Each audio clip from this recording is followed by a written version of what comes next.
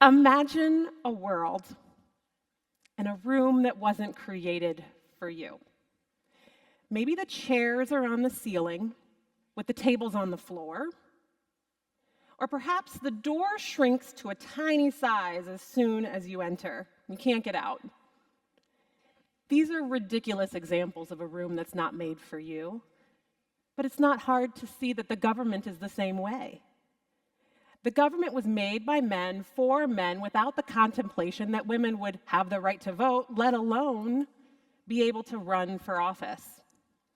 In 1920, women fought for and received the right to vote. And then in 1965, with the Voting Rights Act, Black women and people of all color were able to vote as well, and were running for office and seeing success. And yet, it's not enough.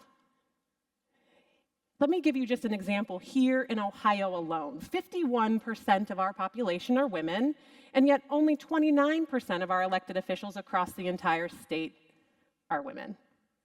We have no women currently serving in elected executive office. We have never elected a woman to the governor's office. We've never even had a woman run on a major party ticket in November for the US Senate. We're not seeing the results here in Ohio. In fact, this year was a groundbreaking year, this past year, and we now are at 34% of the Ohio legislature that are women, the largest that's ever been, which is fantastic.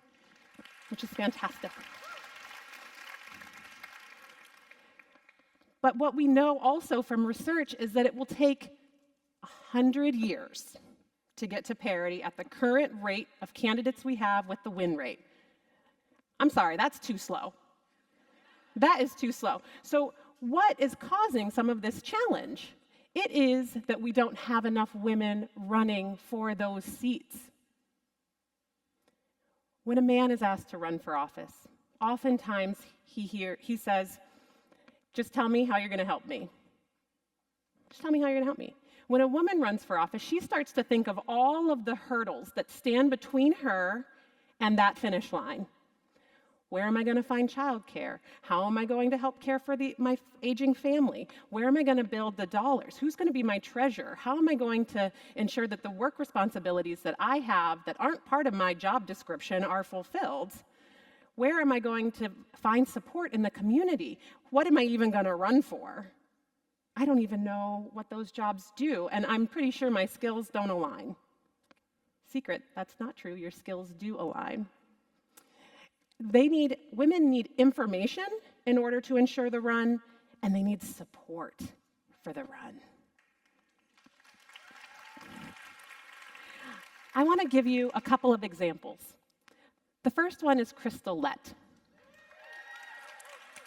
who is somewhere in this audience. I cannot see you, but you are somewhere here. Crystal Lett ran for office in 2020. She was in a hotly contested primary with numerous candidates running against her, and then in the November election in 2020, couldn't follow the normal campaign pathway that you might do because of this little thing called COVID. Yet she landed 116 votes behind the person who was elected. That did not deter Crystal. She got a job in advocacy and in collective grassroots work. She also got a job in policymaking, understanding what was happening at the State House. She gathered information, and she ran again in 2024. She won that race and is now the representative representing District 7 here in the state of Ohio, in the Ohio House of Representatives. And when I asked Crystal, what was the thing that got you to go? She said, I didn't know what to run for. And then when I finally found where my voice would be the most meaningful, I pushed as hard as possible towards that goal. And that is where she is now, making change in the Ohio House of Representatives. I also want to highlight Ukemi Awakesi Jeter.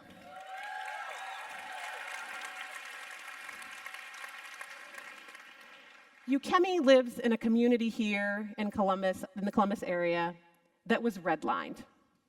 Historic deed restrictions within the city of Upper Arlington would have made it impossible for her family to even live within the city limits, let alone with the idea of running for office.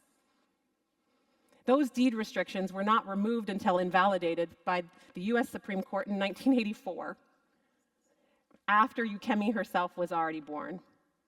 An immigrant, a single mother of two, she decided to run for office for city council, the first person of color to be elected to the city council in Upper Arlington ever. Ever.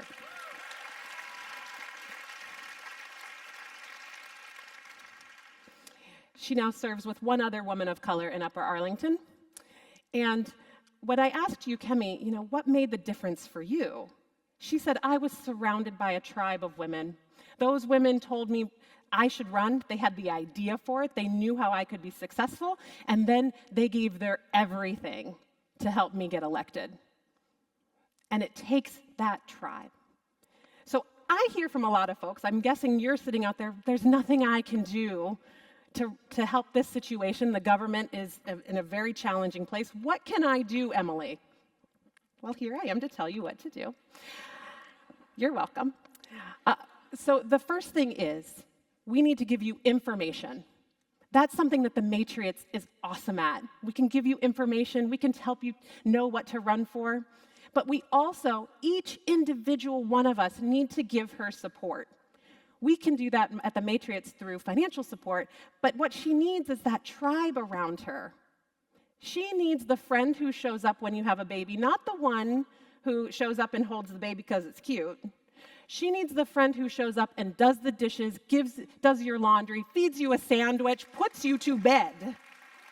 That is the friend she needs to show up for her. You can show up for her. You have amazing skills. Be her treasurer, be your campaign manager, give her money, drive her car, watch her children, wash her clothes, do a meal train.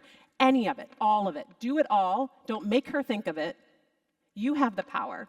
And if it's your turn to run for office, I'm here to support you. Thank you.